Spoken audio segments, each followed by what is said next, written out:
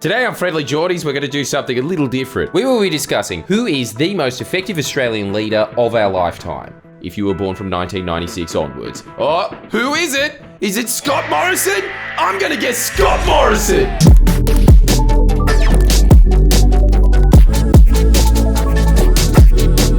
It's obviously John Howard. Who really was dumb enough to look at the title? Is that an anagram for Malcolm Turnbull? No, but it is an anagram for Jordan Rowe, which, let's be honest, is probably better if Zac Efron changes his name to that nowadays. But you name a pressing economic issue facing the country today, Howard's fault, every time. And your parents' fault for voting for him. But then again, I would have too, as Kim Beazley was fat. Ooh. Before we get into the nuts and bolts, quick gross oversimplification that isn't accurate, so why am I saying it? Basically because of our international viewers. So, Howard was our Reagan, just as handsome and charismatic. We've been over this in more detail, but in Australia, our Clinton got him before our Reagan, and because in the 80s the global economy was being completely restructured, our Clinton got to set up our system, which greatly hamstrung what our Reagan could do, while in the US, real Reagan greatly hamstrung what real Clinton could do. And also, who's more handsome? Seriously, ladies, I want to know, unless you're Monica Lewinsky, then you don't have to answer that. But that doesn't mean Howard didn't do profound damage. He was just playing on hard mode, which makes it all the more impressive, frankly. He was a clever little shaved chimp. Doesn't he look like that too? I see why people voted for him. He really does have that face of, poor little guy. Look at him.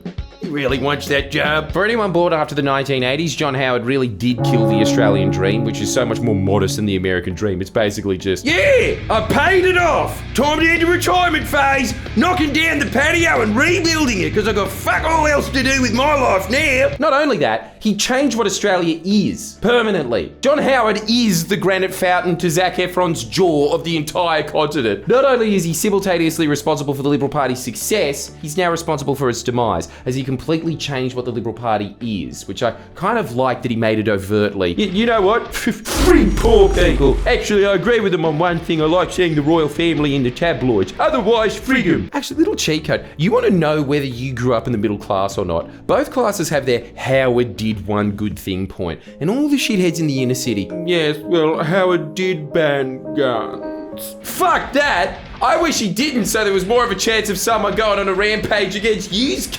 I grew up POV. If you're POV, the one good thing he did was deliberately botch the Republic referendum, because I'm telling you, if you're lower class, you feel me. There's just a deep, medieval peasant connection to the royal family that needs its fix of, ooh, Kate's looking extra fancy today. Truly a princess she is. Certified POV. To get Howard, you need to understand the political context in which the Liberal Party was formed. That party was born in 1944. The first Liberal Prime Minister was Robert Menzies, and his electoral strategy over and over was, go for the moderates. The Conservatives will just vote for you anyway, because they've got no one else to vote for. I mean, you could look at this. Look at this Liberal Party campaign poster. We believe in trade unionism and in the protection by the law of the rights secured by wage earners. That was the Liberals. The Liberals! It's shocking to us now because we grew up with the Liberal Party ads of, we're coming back! They've threatened payback. We're coming back! They've threatened standover tactics. We're coming back! They've threatened revenge. What a classic. I swear they chose the union boss with the most union boss name. Joe McDonald. Don't you reckon Joe's iconic? Like, he's up there with the Gobbledoc and the Lubemobile kidding. Boy, didn't he make something of himself. But look at this. Profit sharing, incentivized payments, industrial arbitration. Look, the only thing the Liberal Party of yore and the Liberal Party of Howard seemed to share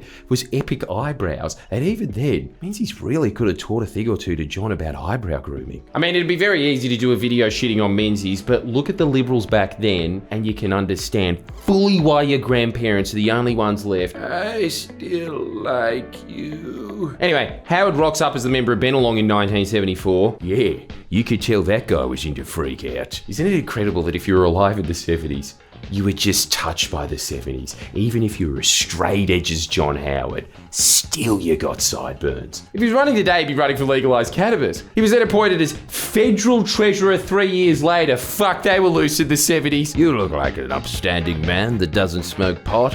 You're in charge of the country's money from now on. Groovy. Howard was part of the New Guard, the Thatcherites that wanted to cut government spending back to just the Governor General, a desk for him to sit behind. The chair would have been privatised, of course, And so big tension between him and Fraser, who used to be known as the Easter Island statue, started to erupt. Howard considered resigning as treasurer. That was a big deal back then. Also, how's this for a jump scare? Luckily for this impish goblin boy here, Fraser's government would be given the boot, and in came the greatest man to have ever lived. Look, we're going to skip the whole golden age part because I think we give these boys enough credit. Except the jacket. That jacket makes me think that mine isn't patriotic enough. I tell you, this video really should have been titled, "They just don't make them like that anymore." Anyway, while Labor was in for the next 13 years doing some truly unique shit that no one in the world was doing, only to forever be dismissed by losers on Redditors. They were our Thatcher. Why? Because they were in at the same time. Meanwhile, you had the Liberals using their 13 years of opposition to not really campaign so much as audition to be Thatcher. I mean, fight back? Fuck me. Thank God Keating fought back. What I will say though is you talk to people who remember Howard from this era, they never picked him as being the immortal titan god of the Liberal Party that he is today. He was a fringe weirdo that looked like a fringe weirdo. He was too Pauline Hanson-y, too much of a budget butcher. We only think of what the Liberal Party is now because he won it and shaped it in his own image, and then used it to shape the nation in his own image. And the reason he was able to do all of that is he's really intelligent. He has got to be an extremely deep thinker, and he basically used opposition as a time to gain experience points until he could finally defeat the final stage boss. Does that work as your video game reference? One of the first things Howard did was slash $8 billion of spending across all sectors of government barring defence. The spin was, his spending cuts were the bit of medicine we needed to address the black hole deficit left by Keating. Sound familiar? Abbott used it when he got in, Barry O'Farrell. It was briefly Dutton's campaign centrepiece. Shorty in Queensland's using it right now. Howard invented the playbook. You pretend there's a budget emergency. There never is, but the Liberals then use it to justify ripping government departments to pieces, which then makes them run like this car, and then people start hating these services because they don't work anymore. That gives the Liberals a justification to start privatising these systems, which really just adds another layer of private bureaucracy over the public bureaucracy that doesn't work. Telstra, basically. That's the ultimate vision for the Liberal Party for Australia, just Telstra. It's also a brilliant electoral strategy for that side of politics, is when people distrust the government, they vote for the party that constantly says fuck the government, doesn't believe in government. In fact, it's pretty much summed up by this Clark and Dawes sketch fan fiction that I did ages ago. Well, our message to the public is simple, Brian. We hate the government as much as you. Right, and what are you running for? The government. So you want to be the government because we hate ourselves and we think we should be taught a lesson by getting elected and having to put up with the bloody government. So you're running on a platform of, you hate us, we hate ourselves, we're on the same team, come on, let's punish the government. Which, if successful, would be you. Yes, I wouldn't want to be us if we were elected, Brian. Right, and you'll punish the government by privatising it, laying people off. We're talking about really ripping the government a new one, Brian, which would eventually make the government dysfunctional, leading to bad government. That's right. Right, so we elect you to punish us for being awful. Okay, so you can continue making the government worse and worse, so we keep getting re-elected to punish the government for getting worse and worse. You following? I don't think I am. Oh, you see, we're even terrible at communicating, Brian. We're really hopeless. I've got an entire live show available at freelyjordies.com if you want to deep dive into how badly John Howard ran the economy. Oh, why haven't I cracked into the American market yet, eh? In short though, Howard's promise of delivering small government failed. Government debt started creeping upwards towards the final years of his tenure. His fiscal policy became so scatterbrained that the IMF marked down the years of 2003, 2005 and 2007 as years which Australia had engaged in exceptionally wasteful spending. Thanks, Kevin. The last time this happened in Australian history was in 1960 when Robert Menzies was in power, so he kept that part of the Liberal Party spirit alive. But not even the Whitlam or Rudd governments that had to deal with massive global financial crises had their spending marked as wasteful by the IMF. But look, we've done the Liberals a bad economic managers point to death. This video is about something deeper than that. It is about how Howard made us a far more selfish, mean-spirited country with a deep-seated distrust of government, which automatically makes it difficult for the government to do anything. Because the default NPC thought now is, oh, all politicians are corrupt, the government sucks. Howard very deliberately cultivated that mentality so that the Liberals have yet another electoral edge, as the media, big business and government institutions all being on their side wasn't enough of an edge. They also had to shape the mentality of the public into, gotta pay my mortgage, gotta pay my interest rate. Shut that! That's it! I'm killing him! I'm killing that jackass! My gun holster's empty! Damn you, Howard! We've gone through the big ticket items before, like dividend imputation, which was introduced by the Hawke government in 1987. Originally, it was the government essentially saying, you don't have to pay tax on dividends that you get from stocks twice. Fair enough. What Howard did, though, was supercharge it to an absurd level. If you don't pay income tax, the government literally mails you a check now covering the cost of the tax credit you would have received. It effectively is receiving a tax credit for a tax you're not paying.